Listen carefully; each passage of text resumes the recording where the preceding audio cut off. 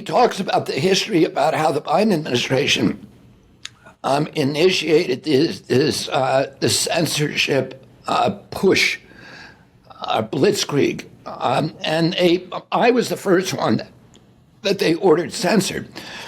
The Biden administration came into office on January 21st, 2021. On January 23rd, they contacted Facebook. The White House contacted Facebook and asked them to start to remove me.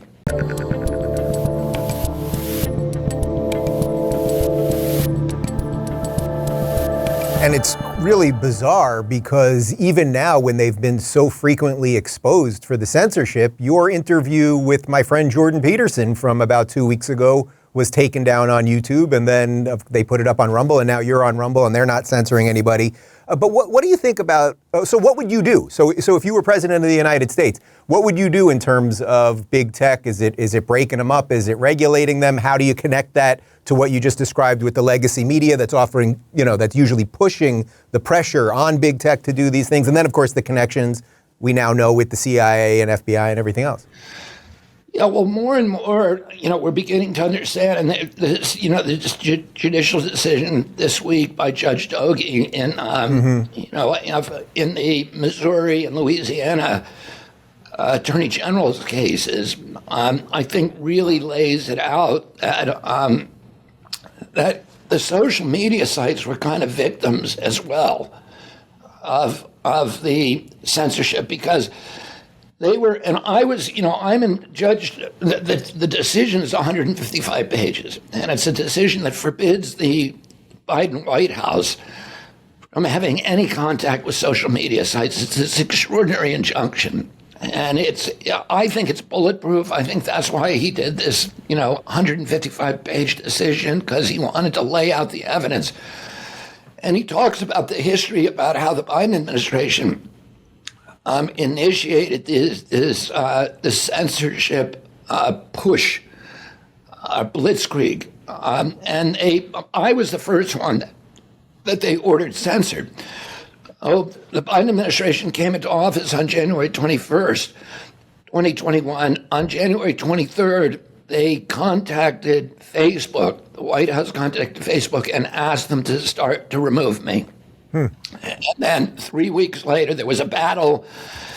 The people in the White House were threatening Facebook with withdrawal of their Section 230 immunity, which is an existential threat to them. Section 230, of course, is the liability shield, so that, if you defamed, Donald Trump on Facebook and said something that was untrue, that you knew to be untrue, that was scurrilous and very damaging, he can sue you, but he can't sue Facebook.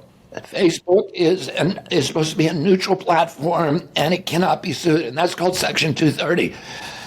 Mark Zuckerberg said, if we lose that, it's existential. We cease to exist. And so right. They would actually have to censor more in that case because they would have more liability, so they'd be basically censoring everybody. Well, yeah, they would need to read they would have to have lawyers read every single post and assess it for defamation. There would be no way to do it. It would just collapse. So, and that's what the White House was threatening. If you don't censor these guys, we're going to withdraw your Section 230 immunity. So the White House was strong-arming them in the most powerful way to censor. And then the White House invited in all of these agencies, the really weird agencies like the Census Bureau. I mean, the CIA was involved, the FBI was involved, the DHS, the Department of Homeland Security was involved. But also like the IRS and the Census Bureau and a whole bunch of other agencies were all involved in identifying people that needed to be censored. And the things they were censoring were really crazy. It was the same thing that TNI was censoring, like Hunter Biden's laptop. You weren't allowed to talk about that. But anything to do with the Wuhan lab, you couldn't talk about.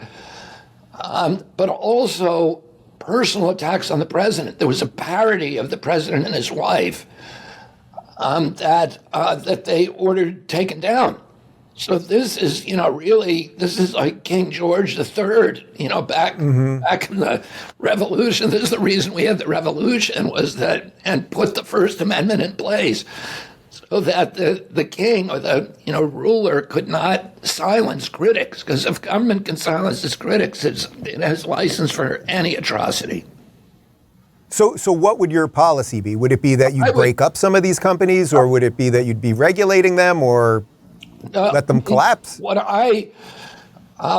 First of all, on day one, I'm gonna issue executive orders forbidding any federal agency from engaging in censorship activities or recommendations or contacts with these companies regarding posts that they don't like. There's, of course, things that should be removed from the internet, but it's unprotected speech. Pedophilia and inciting violence and those kind of things you can censor without violating the First Amendment, because they're not fraudulent. Right. They're illegal. Yeah, they're illegal and they're not protected by the First Amendment. But otherwise, I'm going to order them all. Not only am I going to order them to stop censoring, but I'm going to basically reinstate the Smith-Mundt Act, which has been effectively just forgotten about and abandoned, that forbids the federal agencies from propagandizing American people.